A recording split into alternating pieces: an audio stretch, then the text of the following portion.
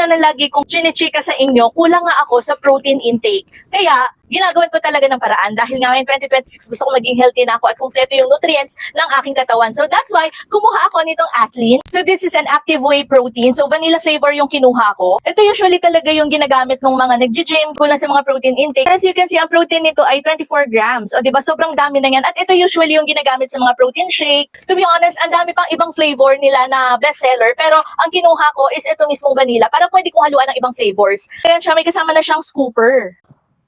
So yan, ang isang scoop nito is good for 300 ml of water. Ganito kalaki yung one scoop na ilalagay natin sa 300 ml na water. And since wala pa ako ng mismong shaker, itong tumbler na to ang pwede na gamitin natin. So ito ay 500 ml at ito naman yung 850 ml. So since 300 ml lang naman, dito ko na lang siya ilalagay sa maliit. Lagay natin itong one scoop. Okay. And shake! Ayan! So ayan, nalagyan ko na siya ng yelo and titikman natin kung ano nga ba ang lasa niya. So, let's see! Alam niyo yung vanilla ice cream? Ganun na ganun yung lasa niya. As in, patikim natin kay mama. Vanilla. Na, parang yung vanilla ice cream. Kulang ka sa lamig. Yeah, kakalagay ko lang ng yelo.